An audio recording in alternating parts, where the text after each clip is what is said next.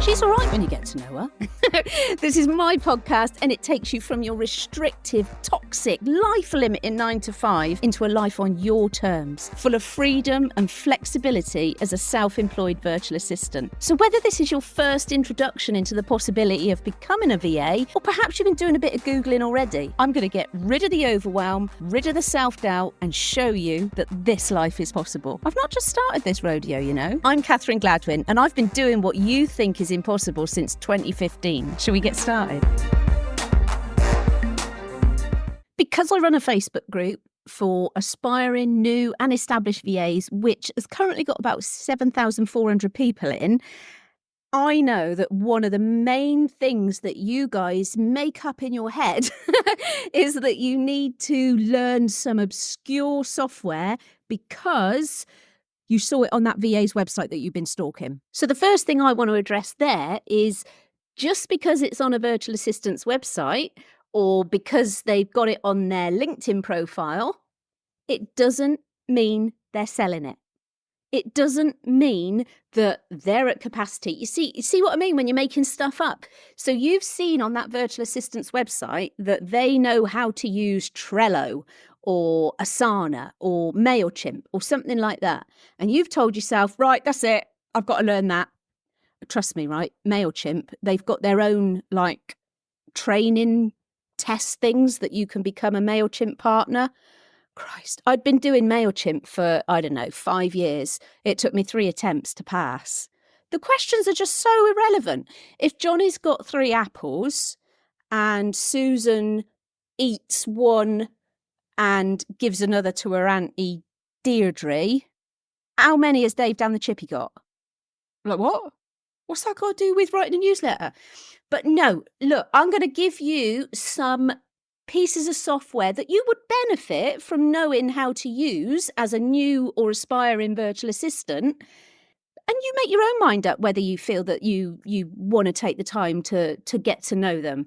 I'm also going to treat you at the end to a tip on how you can learn new relevant software and why you shouldn't be learning stuff that you think you should.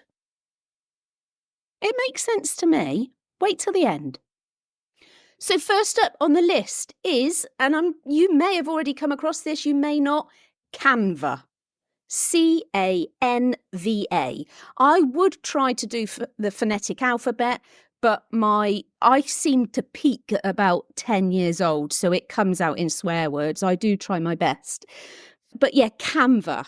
And this one is always on the list. It is yet to fall off the list of every blog I do every year about which software you need to learn as a virtual assistant. Again, you don't need to learn it, but let me tell you the benefits. It's marvelous. It is wonderful. You can create graphics without even knowing anything about design because it's got all the elements there for you.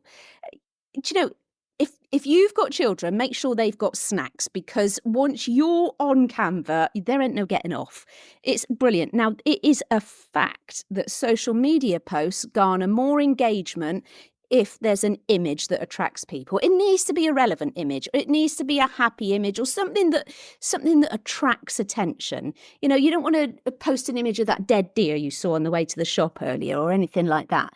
A picture of you. You are beautiful. I don't care what you say. You are beautiful. You can have 2 heads and 3 eyes and an arm sticking out your bottom. For all I care, you are beautiful and you will attract people to you, whatever you're wearing, whatever your makeup's like, whatever you look like. So what you can do is I'll tell you something that I did actually. My partner's bought a new motorbike and where was I? Oh, I was in Bristol having some bloods done and he sent me a picture through of the motorbike because it turned up while I was in Bristol. So I've got the Canva app and I put the bike into the Canva app, removed the background so it was just the bike, then got a picture of me in my sparkly pink motorbike helmet, removed that background, cropped it, and sat me on the bike and sent it back to him. I wish I could show you. I'm going to see if I can put it in the show notes or something like that.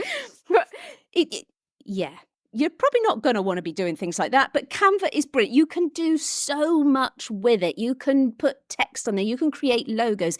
You can create presentations. Goodbye, PowerPoint. Hello, Canva. It is absolutely superb. You can have everything I'm going to tell you in this podcast, you can have the free option. There's more than enough to do on the free option. If you want to upgrade, do that. I've got no affiliate links to give you. I'm not making any money from promoting these pieces of software. Canva is probably the one that you will upgrade to the paid version sooner rather than later, because the paid version gives you more options with images, which is brilliant. You'll just be addicted to it. Anyway, don't have a look yet, because I want you to listen to the end of this podcast. Okay, so don't start on it yet, because you'll switch off.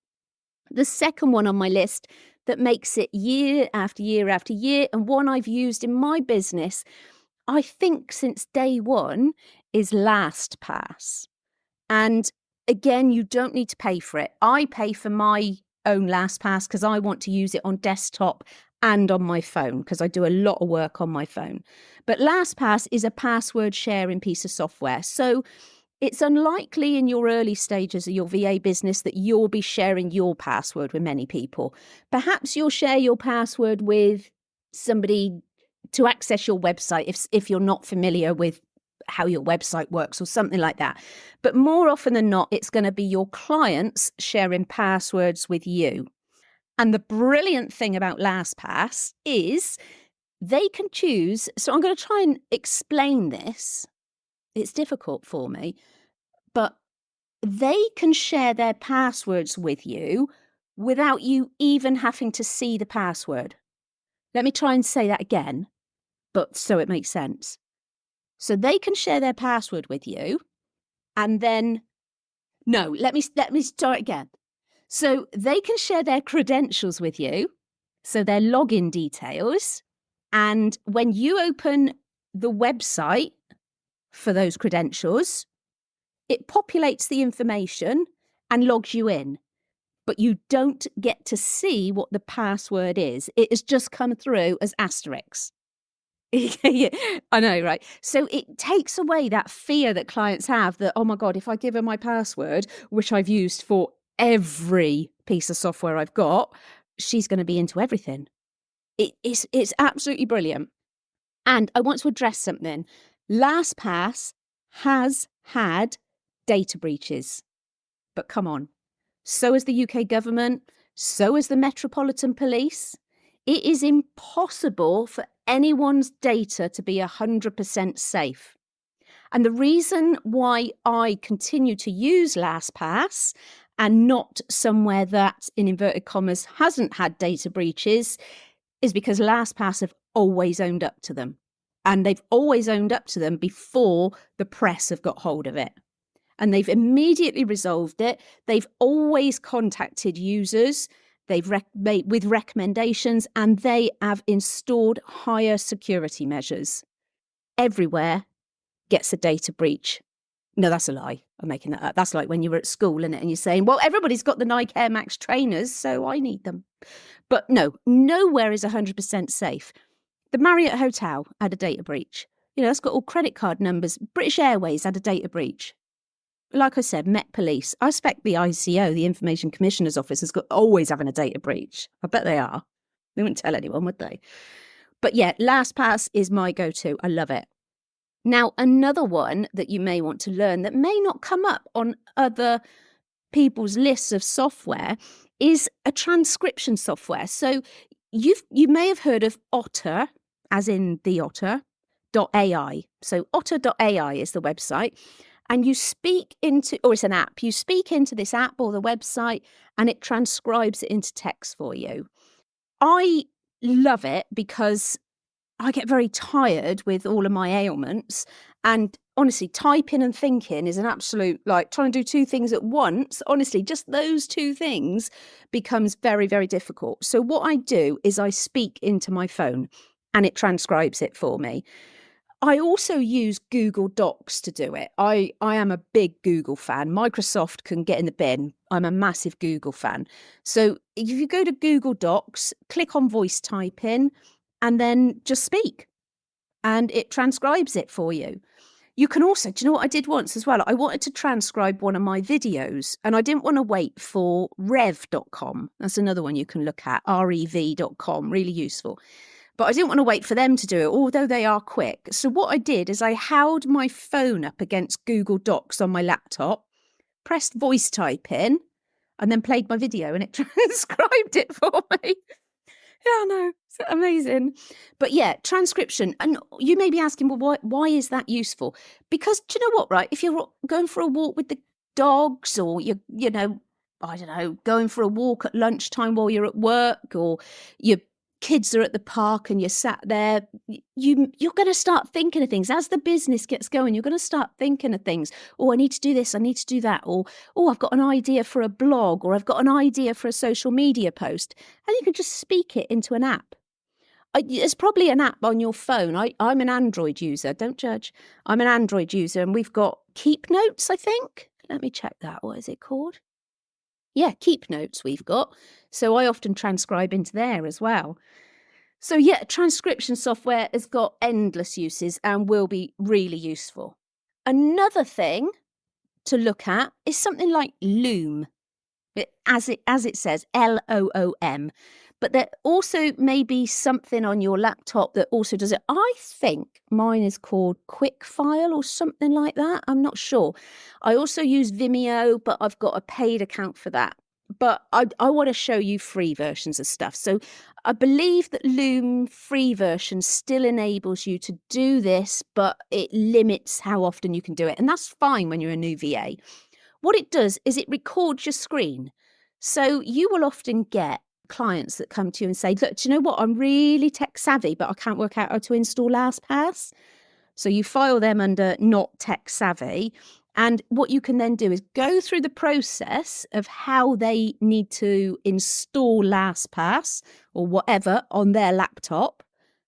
And it records the screen for you. And then you can just send them that recording. Which leads me on to something else. WeTransfer. Again, exactly as it said, no silly spellings, but it enables you to share large files with anybody via email, which is really useful for those that want videos edited. Perhaps you know, I'm thinking of wild things here. Don't start thinking you need to be a video editor as a VA, Christ. But yeah, it's sometimes even a screen recording, the size of it may be too large to do anything. The lady that helps me get my podcasts out, I did a screen recording of how to use the software that I use to record it because she'd not used it before. So she can refer to that again and again. It's absolutely brilliant to have that ability. Now, something I should really be embarrassed because I was a PA and an EA before I became a virtual assistant. But I never got the hang of WebEx. Was it WebEx that they used to do the calls through? WebEx and Skype. It didn't matter how many times I tried to collect a call, I couldn't, or they couldn't hear, or I would always forget the buttons. And I think maybe it came into where I was working when my tumour first started growing back in 2011, something like that. And I never got used to the sequence and it never stuck with me. So that put me in a bit of a difficult situation when I was first getting clients as a virtual assistant and the first one wanted a discovery call because I thought, well, I can't use Skype and that's going to make me look terrible. So what I did is I asked, I was in the sort of this WhatsApp group with other ladies that had just started out as a VA. And I asked if somebody could practice with me. And this lovely, lovely woman, Faye, she gave me her time for free to let me practice how to access Skype and do a discovery call. So I'm forever grateful to her for that. And it was brilliant. So I don't use Skype anymore because, like I said, I'm not a fan of Microsoft. And so it is essential, if you've not used any of those video conferencing things like Zoom, Microsoft Teams, or the new Google Meet, then do have a play with them. Maybe a friend or relative, or you can stick your husband in the spare room and ask to practice. Before I do a webinar, I always get my other half to practice with me so that I can remember the sequences, because sequences are a problem for me with the brain tumour. But yeah, do get used to Have a look at all of them and see which one you prefer. And then you can use the one that you prefer with your clients. Now, I was going to tell you to use or get to know how to use Toggl as well, which is Toggl. It's time tracking software, which you need to track your time if you're working for clients ad hoc, so that you can send them a time report of where your time's been spent, and they can see just how efficient you are. For example, a virtual assistant doing a job for 4 hours is 4 hours of their time. An employee in an office for 4 hours, I mean, come on, it's probably an hour and a half, 2 hours they're actually working, because toilet breaks, networking, washing up, emptying the dishwasher, chatting, wandering, hitting a fire alarm, all stuff like that. You do need to send time reports to your ad hoc clients. Retainer clients, because their time doesn't get transferred over to another month, it's use it or lose it, then you don't send a Toggl report or a time report, to them. But the reason I'm not going to talk too much about Toggl is because in the UK, Making Tax Digital is coming into effect very soon. And what that means is that you need online accounting software so that you can submit your accounts online. And a piece of accounting software that I've used for, I want to say about 6-7 years, I think, is Free Agent. And it's so easy to use. I'm a bookkeeper, and so I've used Sage, I've used Xero, I've used Free Agent, I've used, what's the other one? I won't use QuickBooks, and I might tell you why one day, but my favourite one is Free Agent. And it comes absolutely free if you open a business NatWest account or a Metal account or a Royal Bank of Scotland account. So, someone's having some bricks delivered. How exciting. So yeah, I recommend a Free Agent. And you're probably saying, how have we gone from time tracking software to accounting software, Gladwyn? Well, Free Agent has got its own time tracking thing in it. So, right, you track your time within Free Agent, and then at the end of the month, you ask it to create an invoice, and it's all in one place. Absolutely unbelievable. So yeah, I mean, if you don't want accounting software just yet, then go for Toggl. Let me see if the government website is updated when it's going to insist on Making Tax Digital. You need to follow the requirements for Making Tax Digital for income tax if you are self-employed or a landlord from 6th of April 2026. So they've pushed it back a year again. I tell you what, right, by the time April 2027, if you have an annual business or property income of more than 30 grand. I tell you what, right, they push it back more times than I push my diet back. So by the time this podcast goes live, it will probably be April 2032. So you might as well use Toggl. Use whatever you want. I think that was possibly all I wanted to I'll tell you what I forgot. ChatGPT. So you may have come across it.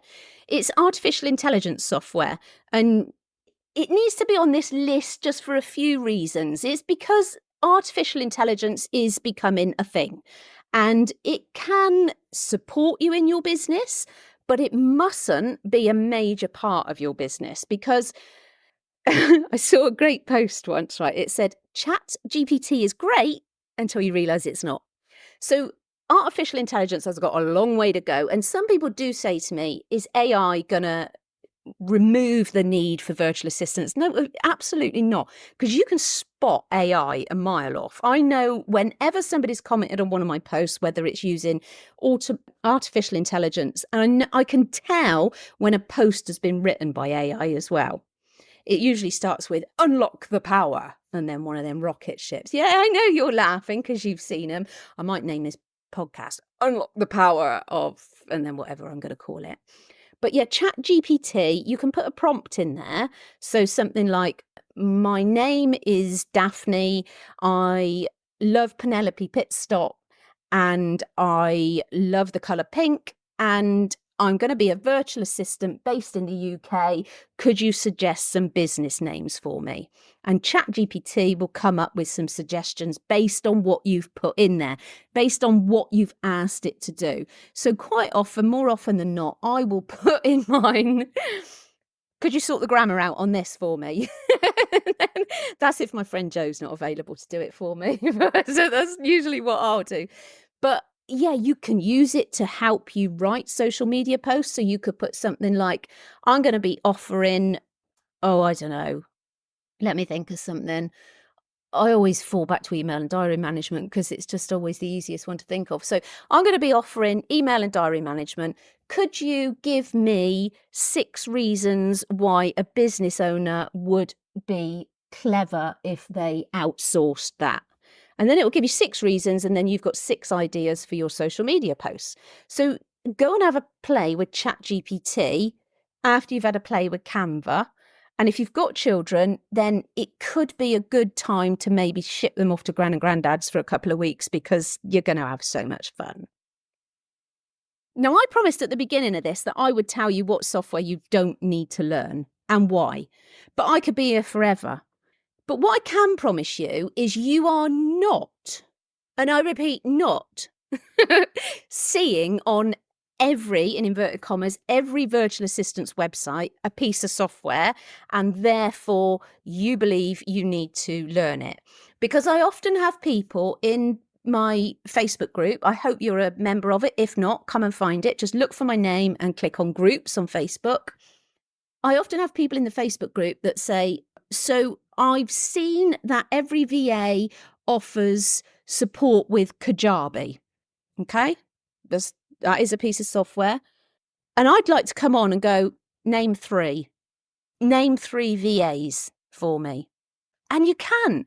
You've convinced yourself, you've seen a VA over and over again. Maybe 1 or 2 VAs keep popping up in your feed promoting Kajabi, and you look at their website, and then because you've looked at their website, you're seeing more and more of their posts. And also you've seen an article all about Kajabi from Business Insider, and that is how cookies and algorithm work.